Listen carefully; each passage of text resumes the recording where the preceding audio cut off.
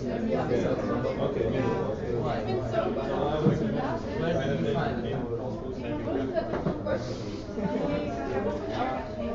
no, no. Like,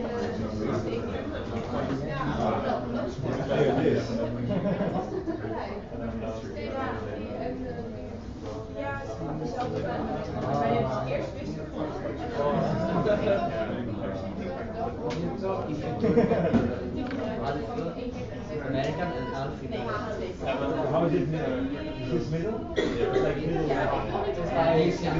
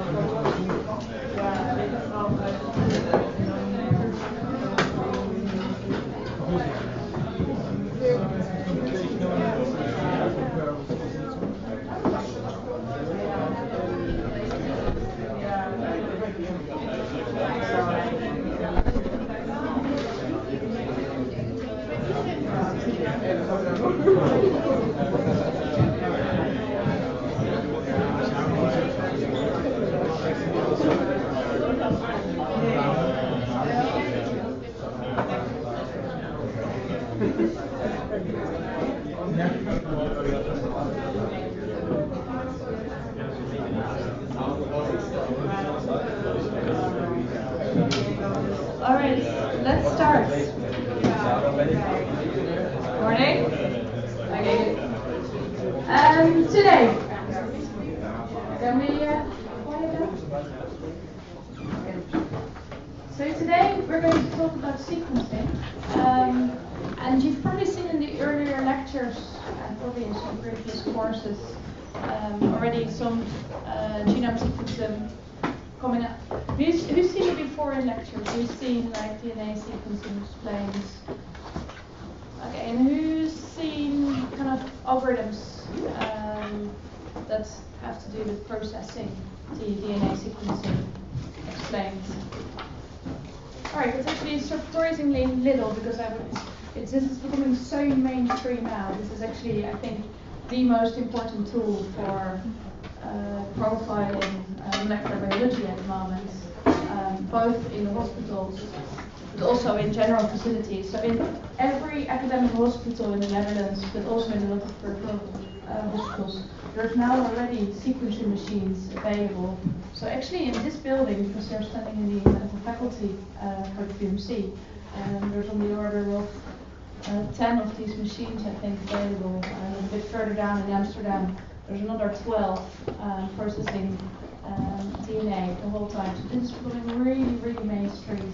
And the reason that it's actually quite easy for a lot of you to find a job afterwards in bioinformatics is also mainly due to this technology. Because what comes out is a huge amount of data, and then the search begins. So where it used to be extremely difficult to do the experiments, very laborious, the experiments can now be done, like so sequencing can be done in the order, if you want to do a kind of shell-out thing, it's on the order of a day, otherwise it's about 4 days. But the analysis afterwards is actually much more complex, especially if it's for research purposes, so if you want to discover something new. And that's actually where it becomes interesting. So the main burden at the moment is on the computational side. With the cost, you see now the companies, about 50% of the work they provide to sequencing companies is now the sequencing itself, and the other 50% is actually the compute. So it's the mathematicians kind of raising added value over the data once it's been processed. So in that case, for that reason, this is actually a very important technology that really also generated a huge need for data scientists, bioinformaticians to be within the hospitals. All right. We won't go through this now. There's a nice YouTube film you can watch it's still called NGS, their next generation sequencing. Nowadays we usually just go back to sequencing because this is the way we do DNA sequencing now. There's also a review that goes a little bit further than this lecture on the Bruin graphs, which we'll look at in detail in the first half of this lecture. We'll also look at the algorithm to construct these Bruin graphs and look at how you can actually read a genome sequence after. Can anyone here close the door, open it up again, because apparently it doesn't work. Maybe just, yeah, otherwise just open it, because that was fine.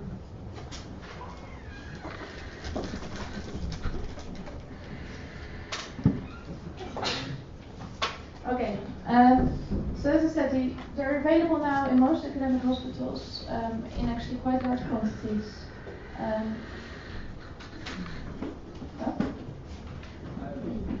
They were open, so maybe just because it's very quiet, maybe just put them completely open, then they won't make a noise either.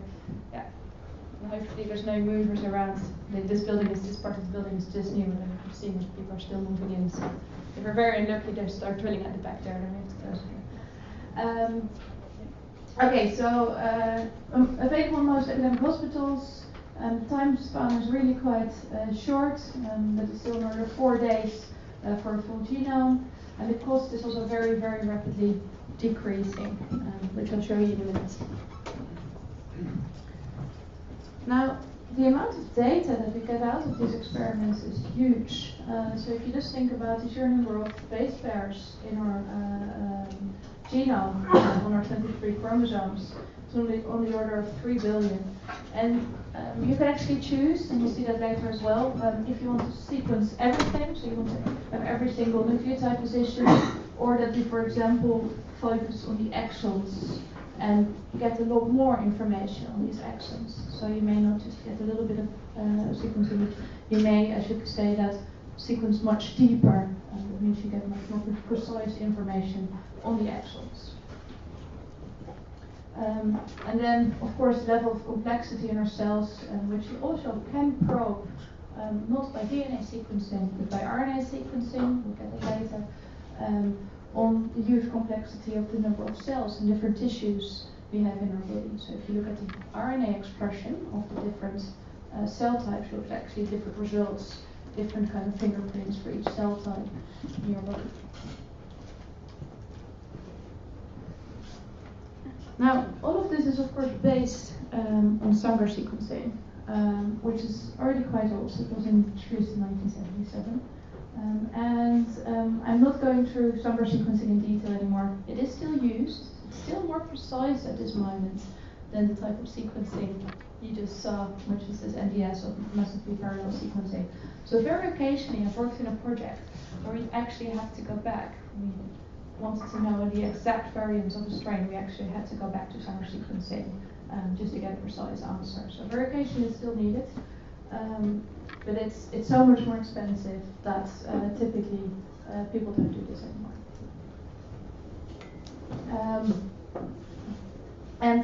But a lot of the ideas are still there. So the biases and most of the sequencing technology at the moment work like that as well.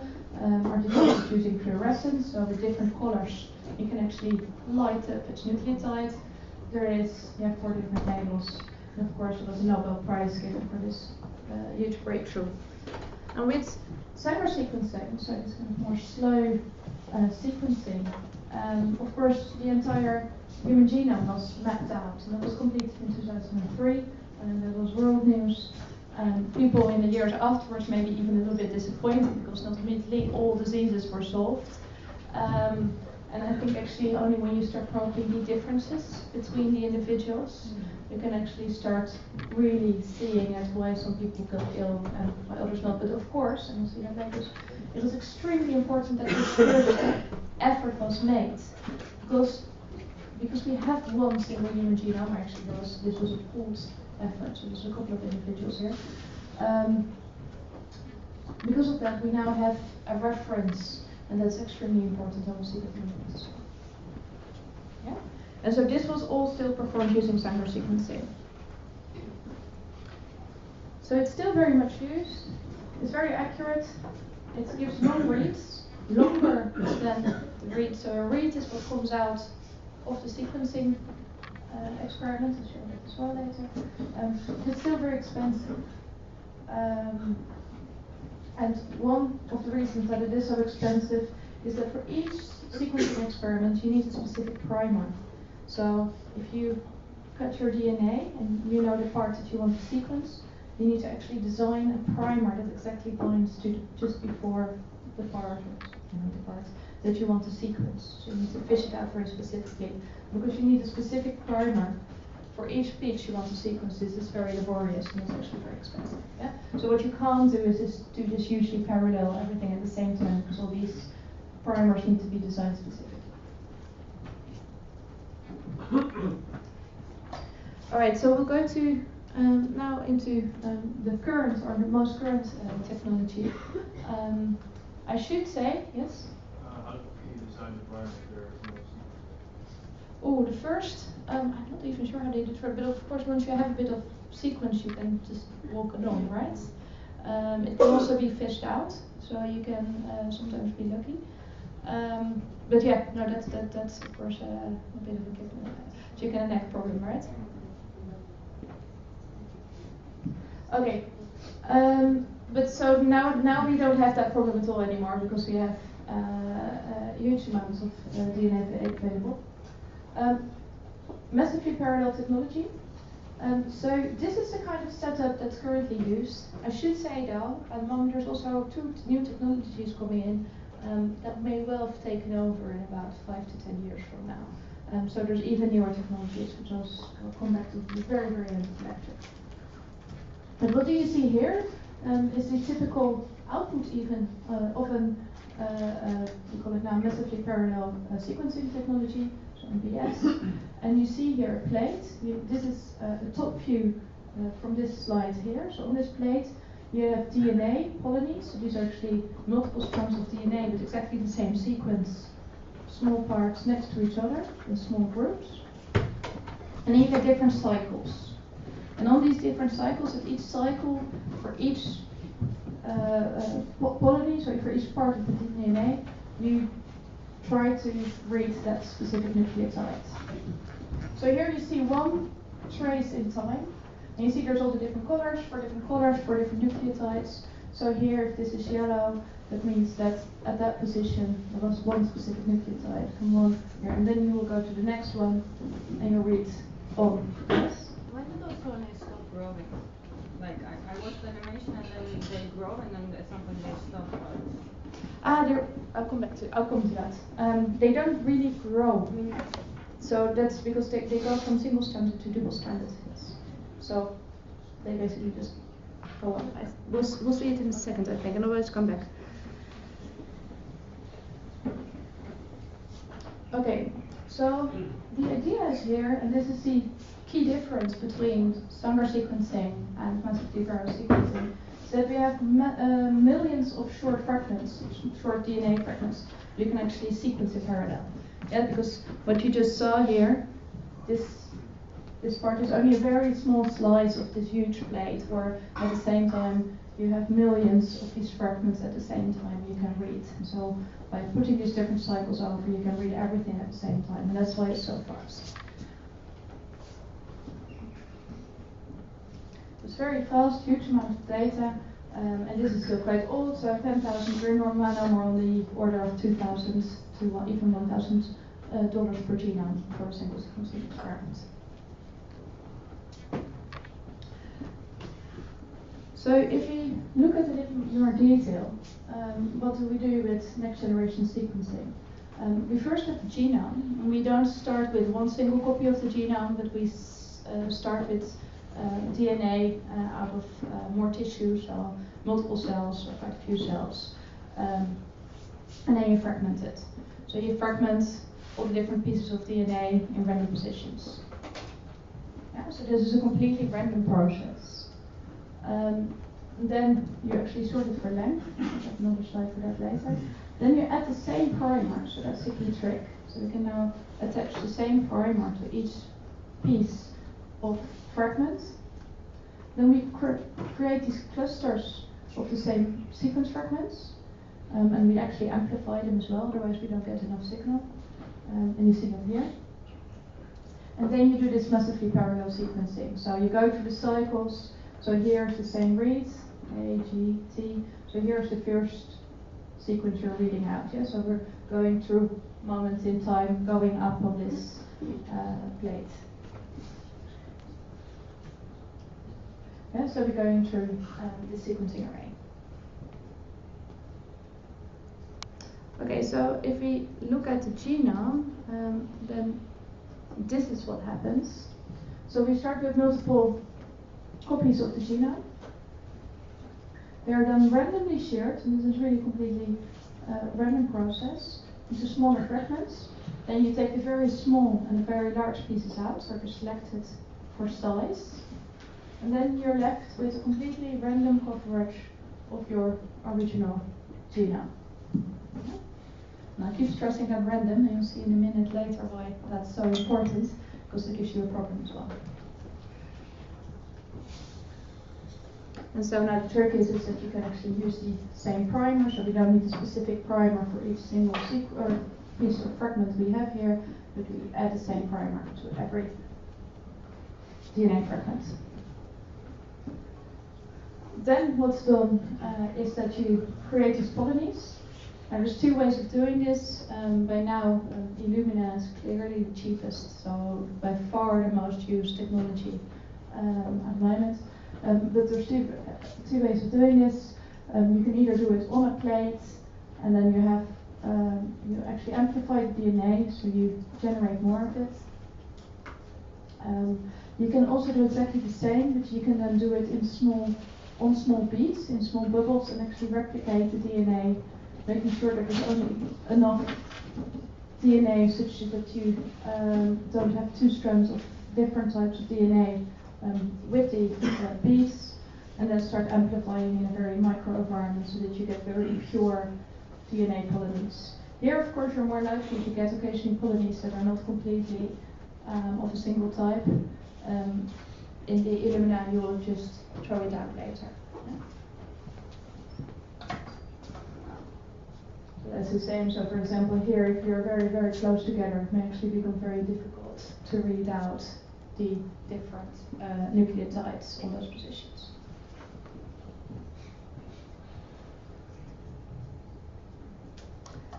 Okay.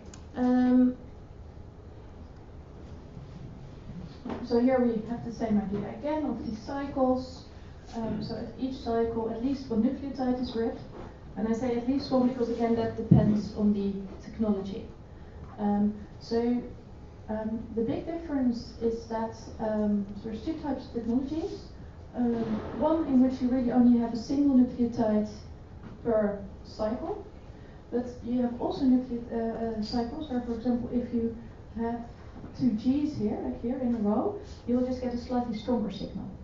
Yeah, so there's basically two ways you can just flow over the A's, the T's, the G's, like in sequence, and then if you have a double bond, you just get a stronger signal. The problem arises then that with these type of technologies is that you it's difficult to differentiate between 5 and 6 G's in a row.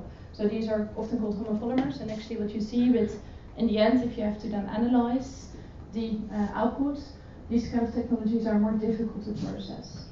Illuminator says one at a time though, so in terms of compute, that's actually a little bit simpler. Yeah, so it in this figure here it goes up. So you see here the nucleotides are added. We get a fluorescent signal, and there's also a reaction to stop the growth of the next nucleotide. So not immediately a second one can attach. So that's why you can read a single nucleotide at a cycle.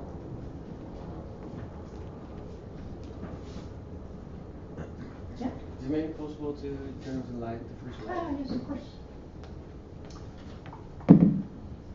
Because you also can't see it on the screen.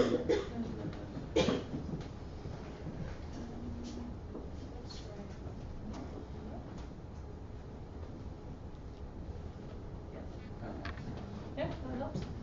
Yeah.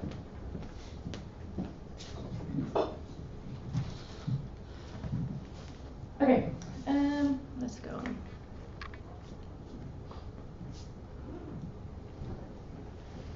Okay, so these are the washes, and we've already gone through it. Now, actually, a lot of the vendors don't even specify the exact nucleotide washes for each cycle, so that's just proprietary knowledge. But what's in there is typically polymerase to the extent, nucleotides, the fluorescence, and then this temporary blockage, which I already talked about, so that you don't grow multiple nucleotides in a single one. And then you also need to have light to excite the fluorescence and to see which color is adapted. And so typically you get these kind of things. And you can have either these plates, as you show here, or you can have these beads and wells that are being read off.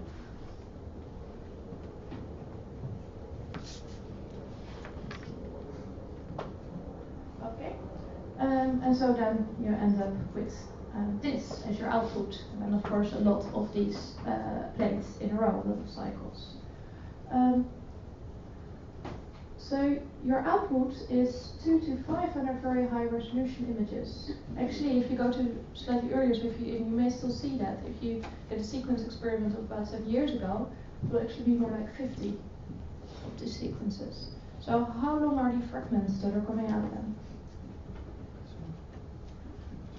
So they're 50 to 200 nucleotides short, I should say, right? Because that's really short if you compare it to our entire DNA. So you get very small pieces of DNA actually out of these machines when you read it. So this is much shorter than Sanger sequencing, which started with 2,000 nucleotides in a row, so you get fragments of 2,000 out. But actually, we've gone up in volume and we can go much faster. But what we get out is much shorter pieces of nucleotides that we've read, so much smaller reads. As you see also in costs, so the cost reduces to Sanger sequencing and it hugely drops here. And now, I do have any room, but it's now between, a bit depending on the technology, between 1 and 2K to sequence a full genome. It's really become cheap. Right. So the images are too big to store, so actually those are thrown out. So in the end, they are not saved for future reference. You can't go back to the sequence experiment in that. It's just too much data. What you do get out, this is the kind of lowest level data you get out of these machines, and the machines generate this directly, is these FastQ files. And what you see here the reads, so in nucleotides, you see nucleotides here. Typically towards the end, these are very short reads as you can see. Typically towards the end they get worse. And then below that you also have I think it's this one here, you have a quality score. So you know the machine reports how well it could actually read off the fluorescence for that specific dot on the plate. This is actually done in quite a, so it's a 16 base, I think. So that means that you have a number of characters here, and you don't need to be able to, you can't read this really easily by eye. But if you ever need it, this can easily be transferred to numbers again. Because if you do numbers, then you can't do 16, 17 on a single space on the output. That's why they're converted like this.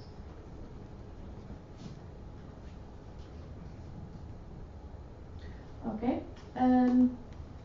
And so what you would typically see is that really towards the end, the last cycles, and sometimes also the first few gets worse quality. So even if you have done like 200 cycles, sometimes you can only read the first 100 nucleotides from each read, and then the quality just drops too much. You can't actually use it. Okay, and this is basically where you come in. So because this is what comes out, right? You have this huge amount of millions to almost billions of small fragments of 50 to 200 nucleotides, and you have to make something out of that again. So what do we do?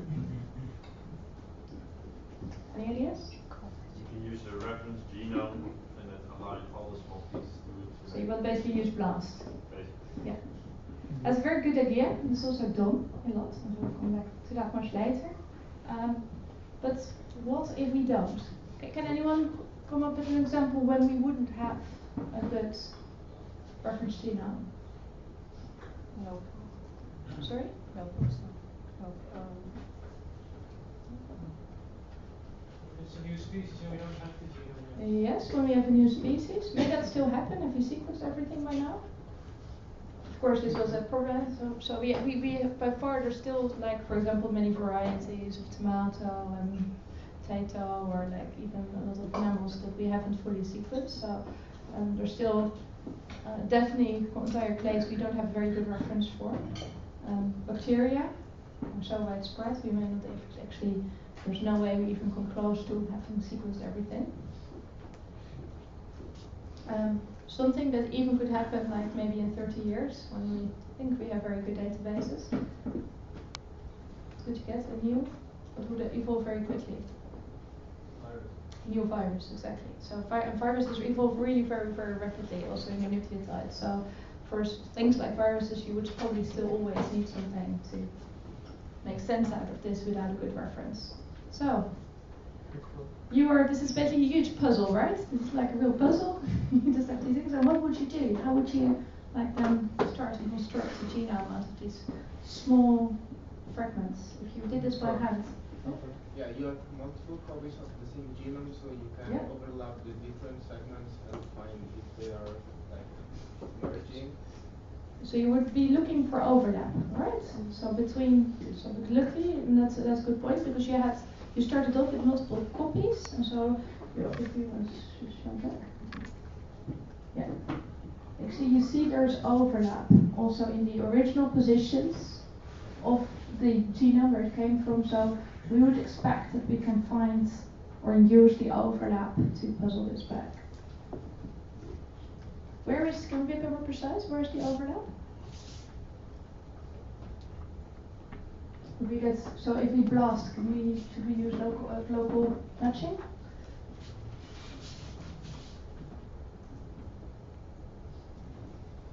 Some specific where the overlap can occur, right, in the sequences? Yeah? On the outside of the reads? Yeah, so it's always at the beginning of one read with the end of the next read. Yeah? Okay, so that's more or less exactly, so there's a much faster algorithm than BLAST that can actually construct a genome. That's the Brand graphs I was already quickly mentioning earlier. And so we have two different strategies. So de novo assembly, and this is what we will talk about in the first part of the lecture. And then the second one, which was immediately mentioned, I think because you're already quite familiar with BLAST, so you have an idea that you can do this, is actually alignment to a reference genome. We'll see that later as well. Okay, but first we'll go to de novo assembly. And this is also an algorithm that will almost certainly be on the exam. So this is kind of core material. Okay, so maybe first some questions. So given a pair of reads, oh yeah, we have this, what would you do? So we've done this one. Oh yeah, so do you think that the sequencing depth matters? So what the sequencing depth is the amount of reads you have on average per genome. Someone, you basically already said it earlier, so would it matter if you have like on average 2 reads per position or 50 reads per position? When would the mapping be easier? More or less? One more, right? We'll see later why.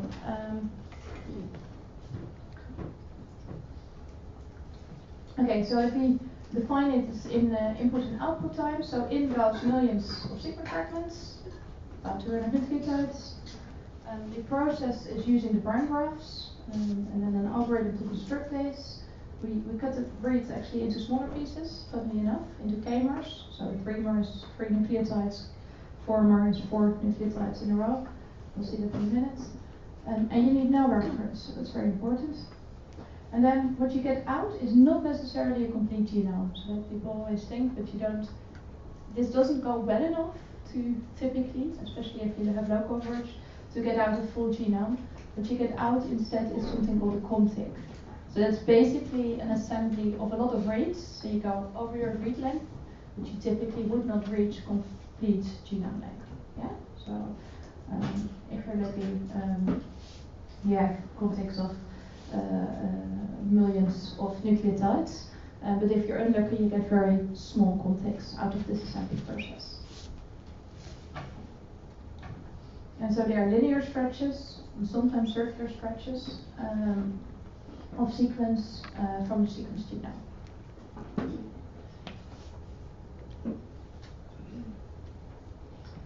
Okay, so this is assembly. And the idea is that you have the reads, you have the contigs, and you try to puzzle them together. And as we already mentioned, so these are the reads now, and what we look for is the overlap. And we typically look for the overlap between the ends and the start of 2 different reads. Yeah, and similar here.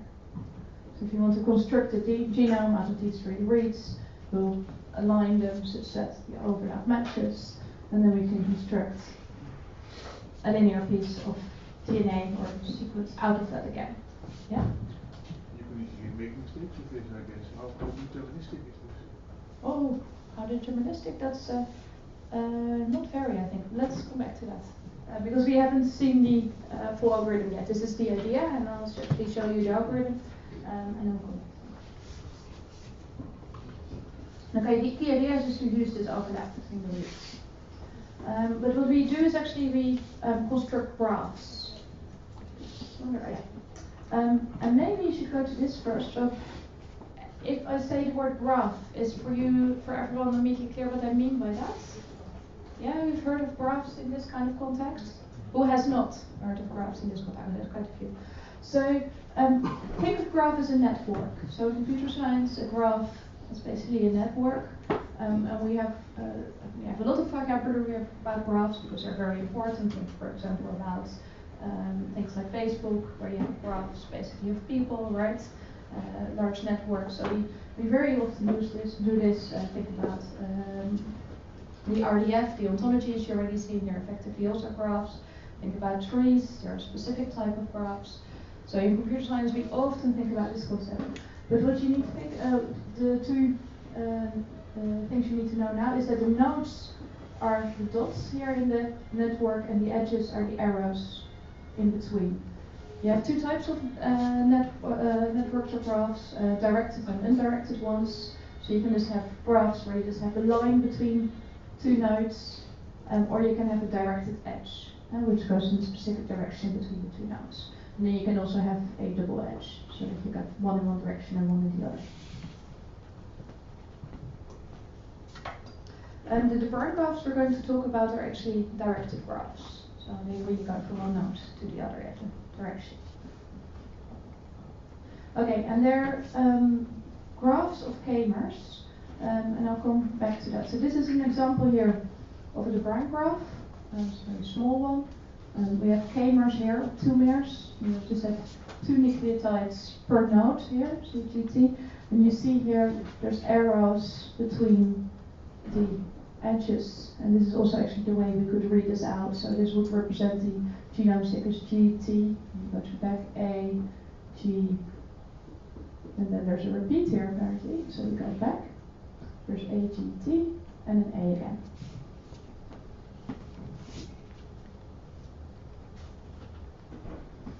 Okay, so first, a bit more clear about k-mers. We're graphs of k-mers. And a 1-mer, that's just a single nucleotide. Now, a 1-mer graph construction, that is not typically going to be very useful, so that's not done. The 2-mers would look like this. So we have a lot more of those, of course. 2 to the 4th. And then a 3-mer, becomes more specific again. So you have all different combinations that are possible of 3 nucleotides in a row, etc.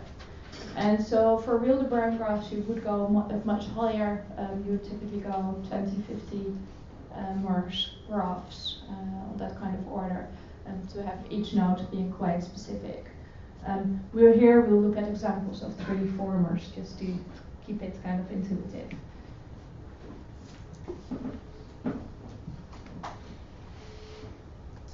Okay, so k-mers are actually very similar in the de Bruijn graph algorithm to what words are in the BLAST algorithm. Yeah, so it's also a way to actually be able to do quick matching with the database. So by constructing all these k-mers, you can actually also look them up very quickly because you have structures to very quickly find something that exactly or almost exactly matches between reads. Okay. So if you split this read up into all the possible k-mers, and that's what you do. So for each read you start, first thing you do is you start chopping it up, just like you did in BLAST. You get the ACTG, then you go to the next one, so CTG, TGTT, starting here, and GTTA, which is the last one. Okay? So if you split that in 4 mers, you use each possible 4-mer in that read. So now, if we start generating the de Bruijn graph, we first split it up, and then we start connecting them again. So first we define these k-mers, so here we make a 3-mer graph, and then we can draw edges. If there is a connecting 4-mer that collects the overlap, and that means that typically also the suffix and the prefix of the reads need to be the same. But you're only allowed to draw this edge, that's very important, if there's support for that in a read. So only if you have a read that actually tells you there is an ATGT sequence, we're actually allowed to draw this edge between the 2 nodes. Yeah. So you get direct edges.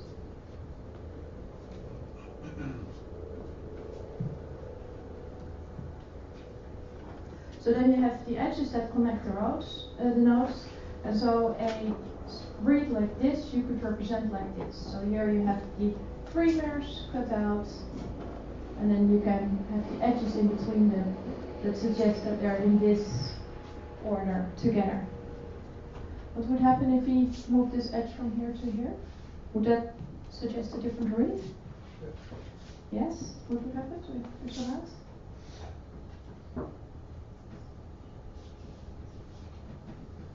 Can you see it? We move this one from here to here, so from the G to... Oh, we can't quite do it actually. We would have needed an extra node here. What would happen if we remove this? We basically only could draw up to CAATG, right? So we could not connect that part there in the sequence.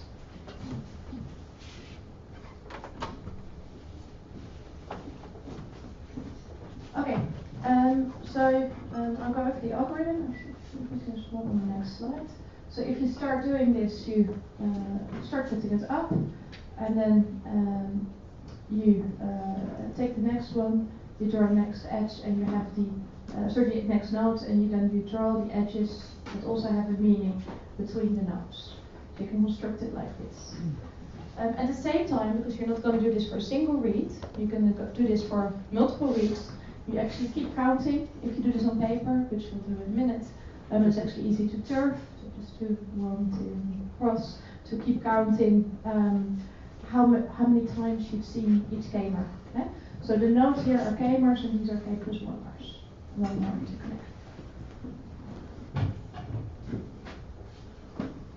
So now we can go on to construct this graph. First, yes. I want to quickly go through the algorithm one more time. So if you look at the full algorithm, it would look something like this. This is pseudocode. But for each read, so we start with each read, and then for each k-mer, if the node is not present yet in the graph, you draw a new node. Yeah? So you take a new node in your graph. Then else you just update the coverage. So it's already there, you go to that node and you can update the coverage. Now you go to the edge. So you go to the adjacent edge. So for example, if you have ATG here, then we look now at ATGG. We do the same thing. So we see if there's already any edge there that is able to cover in the graph that cover that. If it's there, we can simply update it. But if the edge isn't there, we need to draw it. And of course, if the node isn't there, you also need to draw in the node at that point. So the next step. So that way you can slowly construct the graph. And important is that you update this coverage and that you only draw new things if they're not yet present in the graph. So you need to very carefully check if there isn't already evidence somewhere else in the graph for that node or that edge that you have. Yeah, so what you can get, and you saw that also, is that the node actually splits into 2 edges. Yeah, so it could be that a single node actually leads to 2 different nodes on the next connecting k plus 1-mer. And then at the very end, you can write down the context from the graph and from the structure as we just saw. So if you have, for example, this one, writing down the genome is quite easy, right? Because then you just have ATG, so you take the first 3 here, and then every time you go to the last one, so it's ATG, G, C, G, T. Okay, so what time are we? Not quite on time. So I'll give you a handout now to start constructing or finishing this graph. I think I'll probably put it on here. And let's start again at about 10 o'clock.